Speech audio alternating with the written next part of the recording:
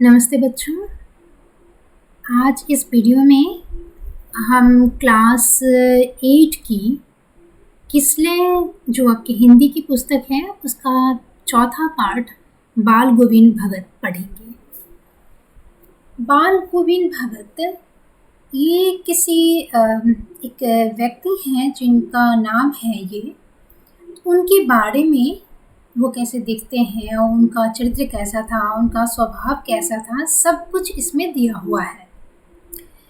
इस तरह का जब भी कोई हम पाठ पढ़ते हैं जिसमें किसी व्यक्ति या किसी जानवर या जैसे कि पशु पक्षी कुछ भी ऐसा हो जिसके बारे में पूरी तरह से हर जानकारी दी गई हो कि ऐसा लगे कि वह व्यक्ति या वह वस्तु या फिर वह जंतु जानवर हमारे सामने साकार रूप में खड़ा है, बिल्कुल हमसे देख पा रहे हैं कि उसकी आकृति कैसी है, उसके स्वभाव कैसे हैं और मतलब एकदम परिचित हो जाता है।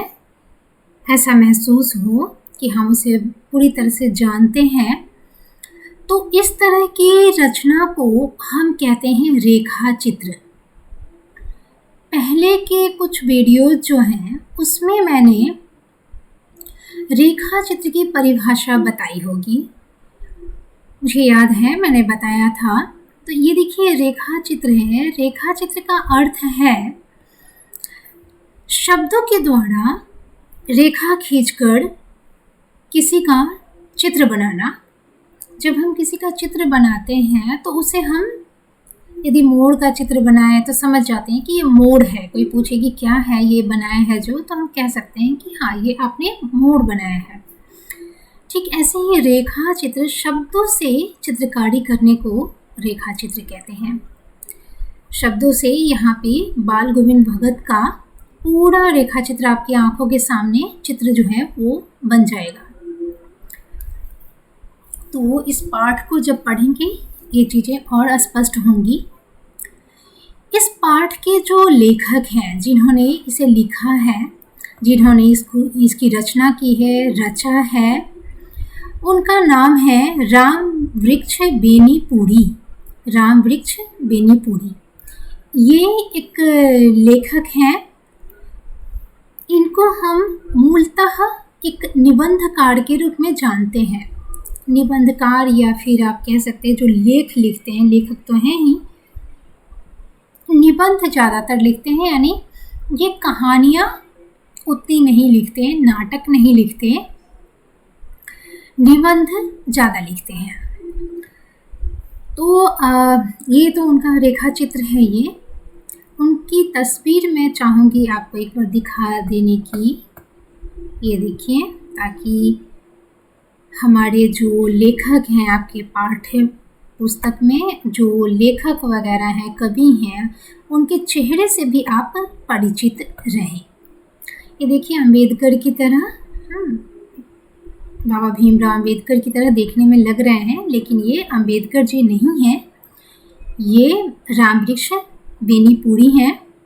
ये इन्हीं के द्वारा ये जो हम अभी पाठ पढ़ने जा रहे हैं बाल गोविंद भगत, वो इन्हीं का लिखा हुआ है। तो चलिए शुरू करते हैं।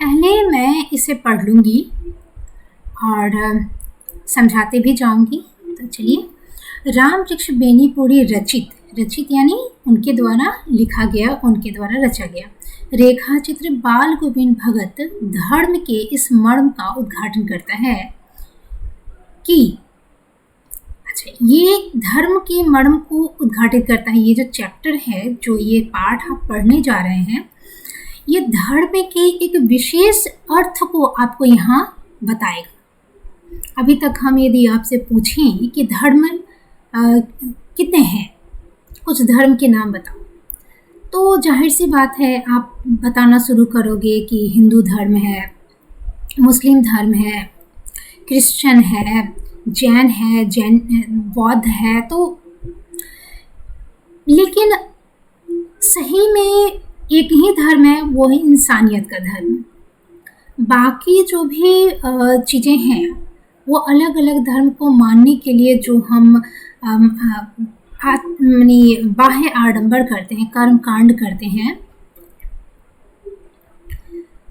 जैसे कि किसी में टीका लगाना है, किसी में नमाज पढ़ना है, किसी में कैंडल जलाना है, तो ये बाहरी क्रियाकलाप है। लेकिन मूलतः धर्म का जो अर्थ है वो क्या है? इंसानियत है, मानवता है, दया है, मदद करने की भावना है, स्वार्थ रहित होना है, लालच नहीं करना है, चोरी नहीं करनी है, दूसरे को कष्ट नहीं देना है। ये सारी चीज़ें जो हैं वो ही धर्म का असली अर्थ है। अब कैसे? अब आप कहोगे कि इस पाठ से हम ये कैसे समझेंगे?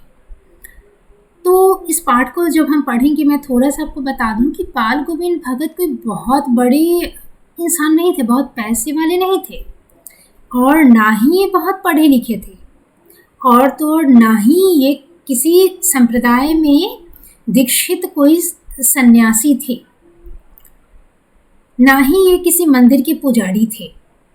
ये हम ही आप जैसे एकदम साधारण, जैसे कि हमारे आपके घर में मम्मी पापा, दीदी भैया, चाचा चाची सब रहते हैं, ठीक वैसे ही थे। इनका स्वभाव एकदम धर्म के अनुसार था, बहुत धार्मिक थे। तो ये हम आगे पढ़ेंगे कि धार्मिक कैसे बना जा सकता है। तो लिखा है कि धर्म का उद्घाटन, मर्म का उद्घाटन करता है। मर्म का अर्थ होता है अर्थ, मतलब, ठीक है। धर्म का मर्म यानी धर्म का अर्थ, कि धर्म पालन आडंबरों या अनुष्ठानों के निर्वहन में नहीं, बल्कि आचरण की पवित्रता और शुद्धता में है। सही बात है, जैसा कि मैंने अभी आपको कहा, धर्म का पालन यानी धार्मिक होना, धर्म के हिसाब से चलना। वो आडंबर मीन्स बहुत से लोग हैं, हर कोई टीका नहीं लगाता, हर कोई टिक्की नहीं छोड़ता सर पे। इसका मतलब ये तो नहीं है कि वो धार्मिक नहीं है, और जो लोग ऐसा करते हैं इसका मतलब ये भी नहीं है कि ये उनका सर्टिफिकेट हो गया कि ये इंसान गलत काम नहीं कर सकता है। टिक्का लगाने वाले, टिक्की रखने वाले, राम नाम का चादर ओढ़ने वाले, ये बाहरी आडंबर करने वाले भी गलत हो सकते हैं। तो अनुष्ठान जो है कि कोई इंसान बहुत धूमधाम से बहुत पूजा करता है, साल में कई अनुष्ठान इस तरह की पूजा का आयोजन अपने घर पे करता है, कई लोग नहीं करते हैं। इससे भी तय नहीं होता कि वह व्यक्ति जो है वो धार्मिक है या नहीं है। निर्वहन मतलब उसको करना, जैसे अनुष्ठान के निर्वहन, अनुष्ठान को करते रहना, वो आचरण की पवित्रता और शुद्धता में है। आचरण मतलब आपका स्वभाव, आपका मन, आपके विचार, आपकी सोचने की शैली, आपके दिमाग में कौन कौन से विचार आते हैं। और मेनली मुख्यतः ये जो विचार हैं आपको अकेले में आते हैं। ये मुख्यतः ये विचार जरूरी नहीं कि आप मंदिर में बैठे हो तब आते हैं। जैसे कि आपके सामने यदि किसी का पैसा गिर गया, उसे पता ही नहीं है, और आपके मन में दो तरह के विचार आ सकते हैं कि या तो इस पैसे को चुरा लो, रख लो अपने पास, या फिर उस इंसान को वापस कर दो जिसको हम देखे हैं कि उसका पैसा ही गिरा है। ये दोनों विचारों में से जो विचार आपके आ रहे हैं उससे निर्भर करता है कि आप धार्मिक हैं या नहीं है, आप में पवित्रता शुद्धता है या नहीं है। तो ये तो आप खुद ही समझ सकते हैं कि कौन से विचार शुद्ध हैं, कौन से नहीं हैं। चलिए आगे। नायक बाल गोविंद भगत गृहस्थ हैं। अच्छा, नायक क्या है? देखिए, नायक, हम कोई भी कहानी जब पढ़ते हैं या कोई भी पिक्चर देखते हैं तो उसमें एक मुख्य पात्र होता है। जरूरी नहीं कि ये शाहरुख खान काजोल वाला नायक और नायिका, हीरो हीरोइन हो। नायक का अर्थ होता है हीरो। यहाँ पे नायक का अर्थ आप लेके चलिए कि मुख्य पात्र, जो मुख्य व्यक्ति है कहानी के, जो केंद्र में है, सेंटर में है। तो यहाँ का, इस कहानी का नायक, इस रेखा चित्र का नायक है इस पाठ का बाल गोविंद भगत। ये गृहस्थ हैं। आपको पता है गृहस्थ क्या होता है? बताती हूँ। उनकी वेशभूषा भी साधुओं जैसी नहीं है, लेकिन उनकी दिनचर्या और निर्णय, ये ध्यान रखिएगा, निर्णय मनुष्यता की सच्ची और सही परिभाषा रचने में सहायक है। ये आपको जानना चाहिए। देखिए, पहले तो मैं आपको गृहस्थ और साधु के बीच का अंतर बताती हूँ। गृहस्थ जो होता है, जो कि शादी करते हैं, घर में रहते हैं, घर चलाने के लिए काम करते हैं।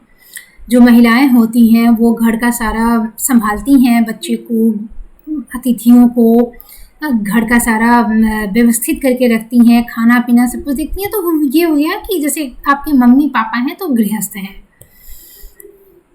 साधु जो होते हैं वो शादी नहीं करते हैं जनरली, और कभी कभी घर भी त्याग देते हैं और किसी मंदिर या किसी अलग जगह पे आश्रय लेके रहने लगते हैं, कहीं पर भी, और दिन रात वो भगवान का पूजा अर्चना आरती उन्हीं के नाम में लीन रहते हैं। तो वो एक होता है सन्यास, जो गृहस्थ नहीं होता है, उसे हम साधु कहते हैं।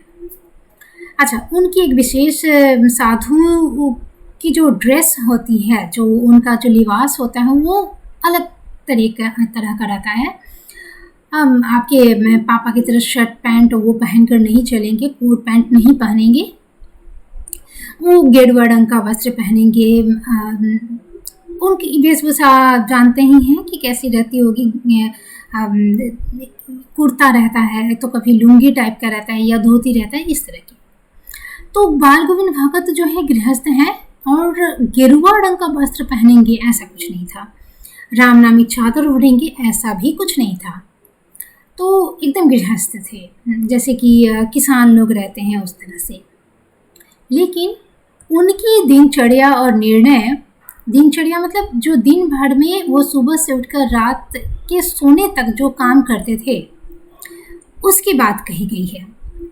आपकी दिनचर्या क्या है? तो आप कहोगे कि मैं सुबह उठता हूँ, ये ब्रश करता हूँ, नाश्ता करता हूँ, स्कूल जाता हूँ, फिर स्कूल से आता हूँ, खेलता हूँ, फिर पढ़ने बैठता हूँ। तो ये आपकी दिनचर्या है, जनरली यही है। मान लीजिए कि संडे में आप दूसरा रूटीन फॉलो करते हैं, दूसरा कुछ करते हैं, तो वो नहीं, ज़्यादातर दिन आप जो करते हैं वो दिनचर्या है।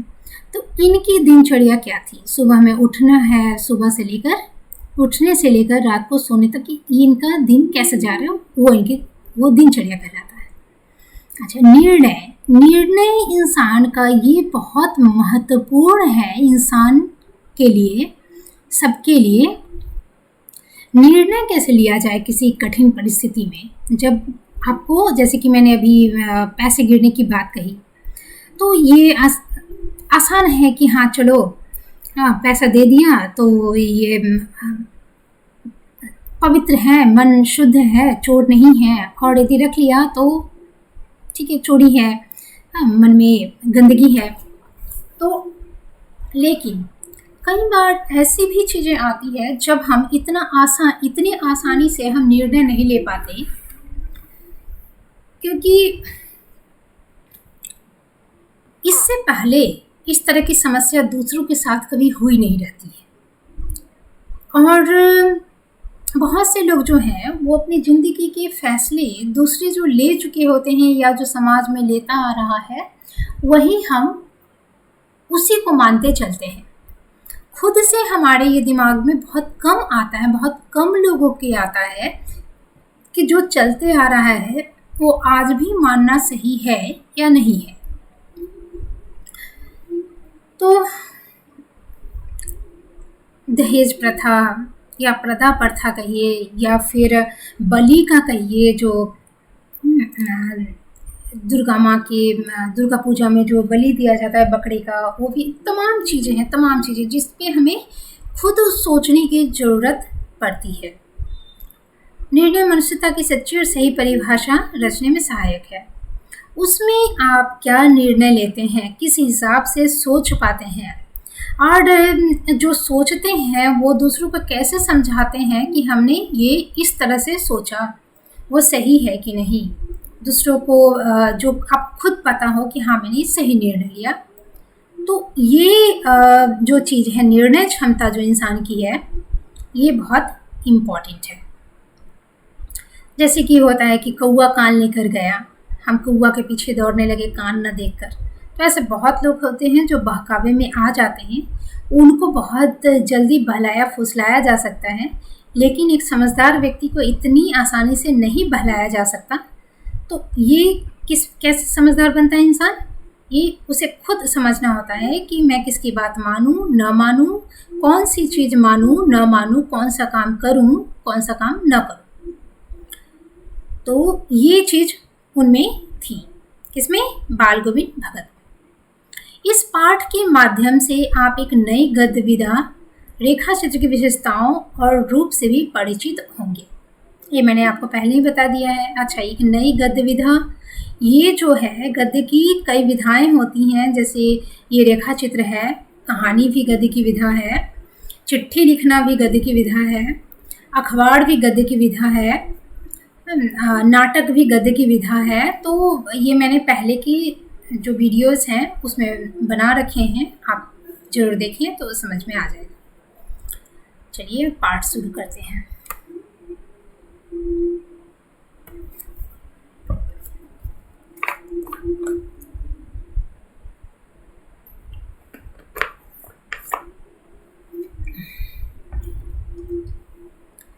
बाल गोविंद भगत मझौले कद के, मझौले मतलब न बहुत छोटे न बहुत लंबे, गोरे चिट्टे आदमी थे। 60 के ऊपर के ही होंगे। उनकी उम्र क्या थी? 60 के ऊपर। बाल पक गए थे, लंबी दाढ़ी या जटाजूट तो नहीं रखते थे।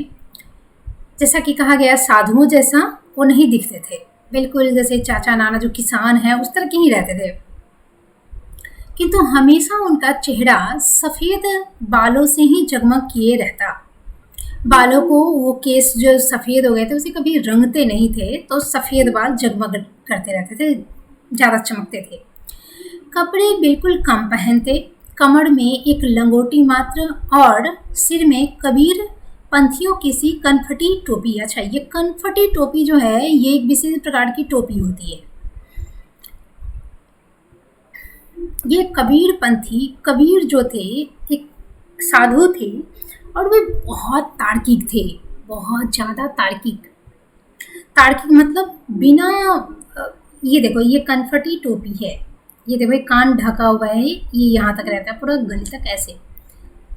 बाकी टोपियाँ कैसे होती है? सर को सिर्फ ढकती है, और ये थोड़ा सा और नीचे झूला हुआ रहता है, कान भी ढकता है, इस तरफ ही कान ढका रहता है। छोटे बच्चे ठंड के दिन में ऐसा पहनते हैं, इसको कनफटी टोपी कहते हैं। ये देखो बाल गोविंद भगत का ही ये फोटो दिया हुआ है। अच्छा, इसको ही मत मान लेना क्योंकि कपड़े बहुत कम पहनते हैं, दिया गया है। हम आगे देखते हैं कि ये पीले रंग का है, वो पहनते हैं कि नहीं। ठीक है, यदि ये ठीक बैठता है तो कहेंगे कि हाँ सही है, अदरवाइज ऐसे ही दे दिया है। ठीक है, चलिए तो कमर में एक लंगोटी मात्र पहनते थे और कबीर पंथियों किसी कनफटी टोपी पहनते थे। कबीर पंथी क्या है? कबीर एक बहुत ही तार्किक साधु थे हमारे यहाँ बहुत पहले। तो करीब ये तो 21वीं सदी चल रही है, 16वीं सदी में, माने सोचो कि आज से 500 साल 600 साल पहले। तो कबीर जो थे वो किसी भी चीज़ को ऐसे ही नहीं मान लेते थे, उस पर बहुत तर्क रखते थे कि ये करना सही है तो क्यों सही है। जैसे कि हमारे यहाँ होता है ना कि बृहस्पतिवार को केस नहीं धोना है, कपड़े नहीं धोने हैं, सफाई नहीं करनी है, तो इस दिन उपवास रखना है, इस दिन नेल नहीं काटना है, तो ये सारी चीज़ें तो ये ऐसे नहीं मानते थे। तो ये सबसे ज़्यादा इस पर प्रश्न करते थे हर चीज़ पे। सिर्फ मैंने तो कुछ ही उदाहरण दिया, तो इनको वो मानते थे। ये जो बाल गोविंद भगत हैं तो कबीर, संत कबीर की बातों को बहुत मानते थे, और उनकी बातों को मानने वाले जो लोग हैं उन्हें हम कबीर पंथी कहते हैं। कबीर पंथी अक्सर कनफटी टोपी ही पहनते हैं, ये उनकी पहचान होती है कि ये कबीर को मानने वाले हैं। चलिए, जब जाड़ा आता एक काली कमली ऊपर से ओढ़े रहते। चलिए, पीले रंग का तो कहीं नहीं है जो पिक्चर में था, काली कमली, कमली जो होता है वो कंबल होता है, ऊपर से ओढ़ लेते थे, जस्ट इतना ही था। या कमर में एक लंगोटी मात्र पहनते थे बस, और सर पे टोपी। मस्तक पर हमेशा चमकता हुआ रामानंदी चंदन, नंदी चंदन का अर्थ है कि चंदन जो है वो महिलाएं सिंदूर लगाती है ना, नाक से शुरू होकर एकदम सर तक, यहाँ से लेकर यहाँ तक, तो वो चंदन वो लगाए रखते थे।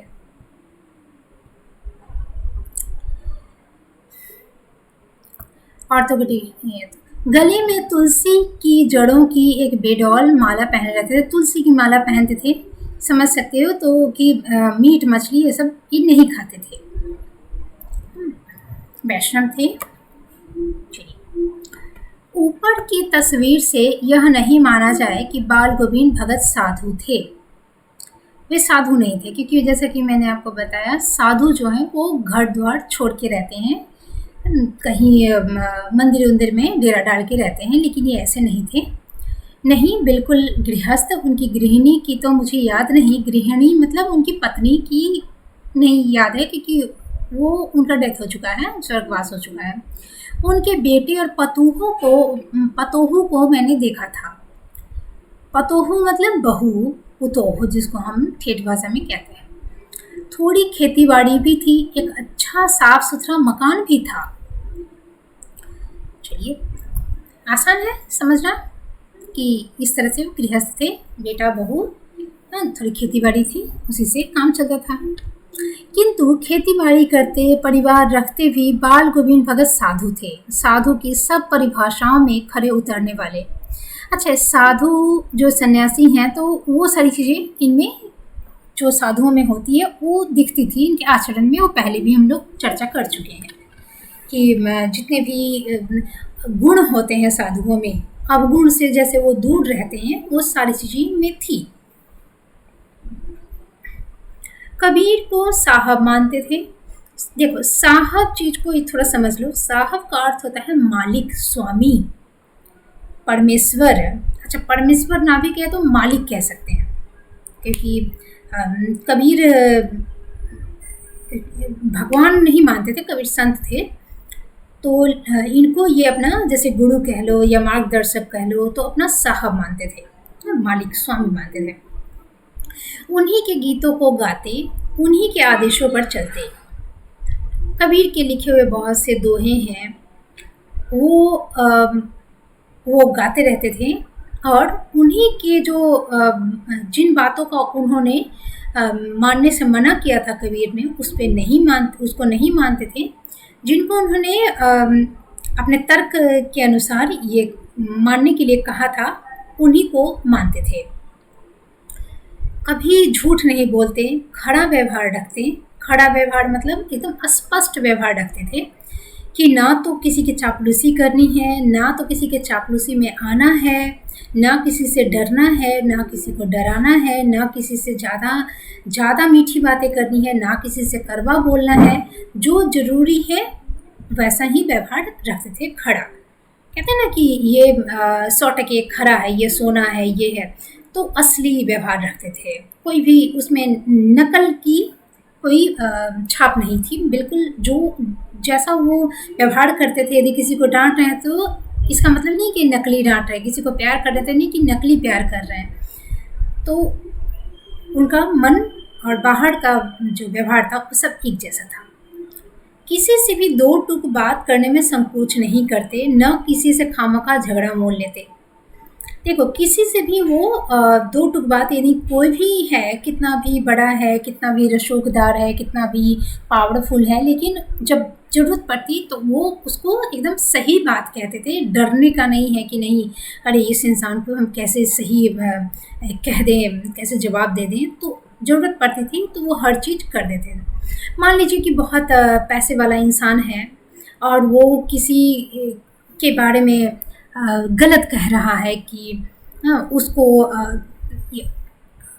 उसको यहाँ नहीं आने देना चाहिए, या फिर उसकी ज़मीन को हड़प लो, या फिर उसे गांव से बाहर निकाल दो, तो वो डरते नहीं थे क्या, तो वो उसकी हर गलत निर्णय का विरोध कर सकते थे। ऐसा उनका स्वभाव था। और तो और ना ही किसी से झगड़ा मोल लेते। यदि कोई ठीक है तो उसके साथ वो भी ठीक रहते थे। किसी की चीज़ नहीं छूते, न बिना पूछे व्यवहार में लाते। ये देखो कितना सिंपल मैनर से जो हम स्कूल्स में सीखते हैं, कि किसी की चीज़ बिना पूछे नहीं लेते बेटा, शेयरिंग करते हैं, तो ये सारी चीज़ें उनमें ऐसी ही थी, जबकि वो किसी स्कूल में नहीं गए थे, पढ़े लिखे नहीं थे। इस नियम को कभी कभी इतनी बारीकी तक ले जाते कि लोगों को कौतूहल होता, कभी वो दूसरे के खेत में शौच के लिए भी नहीं बैठते। देखिए बहुत पुरानी कहानी है। उस समय शौचालय जो है घर में नहीं बने होते थे और खेतों में शौच के लिए जाना बहुत ही सामान्य बात थी। तो इनके लिए भी बहुत सामान्य थी। लोग ऐसा करते थे कि शौच के लिए दूसरे के किसी के भी खेत में, क्योंकि सुबह-सुबह थोड़ी ना कौन किसी को देखने जा रहा है, लेकिन ये इतने ईमानदार थे कि यदि हम खेत में ही शौच करने जा रहे हैं, तो हम अपने खेत को ही गंदा करेंगे, किसी और की ज़मीन को नहीं। ये इनके अंदर था। तो लोग भी कभी-कभी मतलब आश्चर्यचकित हो जाते कि ये इंसान इतना ईमानदार कैसे है। वो गृहस्थ लेकिन उनकी सब चीज़ साहब की थी। वो गृहस्थ थे, हाँ, जैसे कि यदि इंसान सन्यासी बन जाए तो अपना हर चीज़ भगवान को समर्पित करता है और उन्हीं के भरोसे बैठे रहता है कि सब कुछ है तो भगवान ही है। मेरे माता पिता सब कुछ छोड़ के वो भगवान को ही सब मान लेता है। लेकिन ये गृहस्थ थे, फिर भी ये सब कुछ भगवान साहब को ही, कबीर को ही मानते थे। जो कुछ खेती में पैदा होता सिर पर लाद कर पहले उसे साहब के दरबार में ले जाते।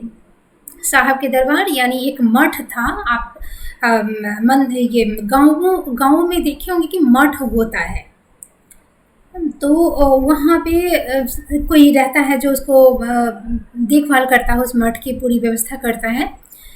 और मेन मंदिर होता है, कुछ होता है कि फसल की पैदावार हो रही है या फिर किसी के घर में कुछ ओकेज़न है तो पहला निमंत्रण कार्ड वहाँ भगवान ठाकुर को दिया जाता है। तो इस तरह की चीज़ें होती है। एक मंदिर पूरे गांव के लिए एक मंदिर होता है। ऐसे छोटे मोटे मंदिर तो बहुत होते हैं, लेकिन एक मठ विशेष होता है। वो कबीर से समर्पित था। तो साहब के दरबार में ले जाते और वो सारा जो भी उनकी फसल होती है सब जाके जमा कर देते। अच्छा, मठ के जो ये होते हैं वहाँ कुछ नियम होता है, ये नहीं कि हाँ ला के रख दिया तो सब ले लिए।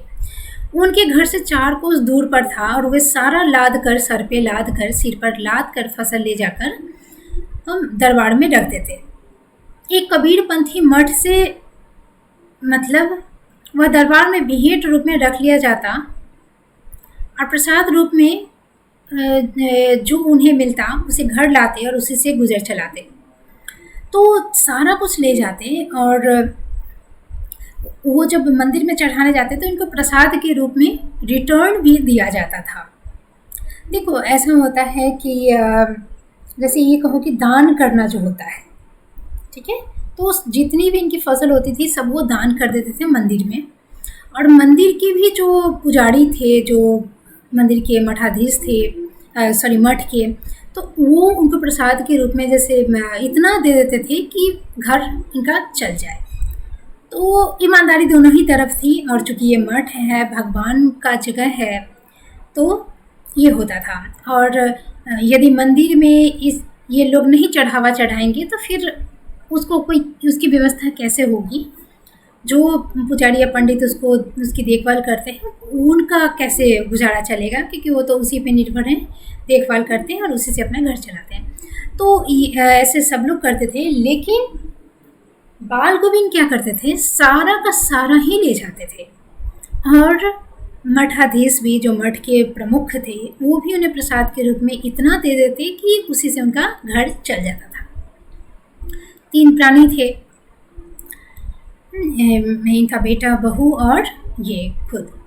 इन सब के ऊपर मैं तो मुग्ध था उनके मधुर गान पर। अच्छा, ये तो उनके बहुत सारे स्वभाव के गुण हुए जिनके बारे में हमने पढ़ा। यहाँ पे आके हमें पता चलता है कि वे गाना बड़ा मधुर गाते थे। जो लेखक है, जो निबंधकार है, जो रेखा चित्र ये लिखा है, वो क्या कह रहा है, मैं यानी कौन, राम वृक्ष बेनीपुरी। वो क्या कह रहे हैं कि मैं तो मुग्ध था उनके मधुर गान पर। वो जो इतना अच्छा गाते थे, जो सदा सर्वदा ही सुनने को मिलते। वे हमेशा गाते रहते थे। उनके मुंह से हमेशा कबीर के वे सीधे साधे पद जो उनके कंठ से निकलकर सजीव होते, कबीर के पद, कबीर की वाणी, कबीर ने जो भी लिखा है उसी को गाते रहते थे। अब देखिए यहाँ तक तो बहुत कुछ पता चल गया बाल गोविंद भगत के बारे में। अब समझ में अब आगे देखते हैं कि उनकी दिनचर्या ऐसे तो चलती थी, लेकिन अलग अलग मौसम में एक जैसा दिनचर्या तो रह नहीं सकता। तो अलग अलग मौसम में वो क्या क्या कैसे कैसे, जैसे कि ठंड के दिन में वो क्या करते थे, गर्मी में बरसात में क्या करते थे, वो भी हम देखते चलते हैं यहाँ पे। देखिए आषाढ़ की, जब आषाढ़ में बारिश का मौसम होता है तो आषाढ़ की रिमझिम है। यहाँ पे देखिए है करके रामवृक्ष बेनीपुरी जी ने ऐसे लिखा है जैसे कि ये पिक्चर चल रही है सामने में और फिल्म चल रही है। अब फ्लैशबैक में आ गया और सामने में बाल गोविंद भगत जो है वो आषाढ़ की बारिश के दिनों में रिमझिम में काम कर रहे हैं। तो ये भी एक लिखने की शैली है, ये भी आप जान लो कि कितनी सुंदर तरीके से लग रहा है कि आषाढ़ की रिमझिम है, हम अभी प्रेजेंट में जैसे हो रहा है, हम आँख के सामने टीवी में देख रहे हैं। समूचा गांव खेतों में उतर पड़ा। जाहिर सी बात है, बारिश हो रही है, फसल की रोपनी तो करनी होगी। कहीं हल चल रहे हैं, कहीं रोपनी हो रही है। धान के पानी भरे खेतों में बच्चे उछल रहे हैं। औरतें कलेवा लेकर मेड़ पर बैठी हैं। कलेवा जो नहीं जानते उन्हें बता दूं, कलेवा जो होता है वो नाश्ता होता है। तो सुबह सुबह एकदम निकल जाते हैं जो किसान होते हैं फसल की बुआई करने के लिए, रोपनी करने के लिए।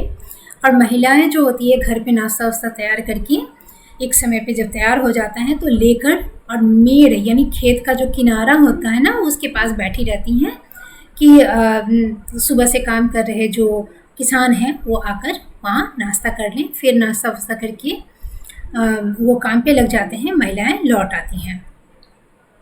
तो कलेवा लेके बैठी हैं। आसमान बादल से घिरा है, जाहिर सी बात है बारिश का दिन है तो धूप का नाम नहीं, ठंडी पुरवाई चल रही।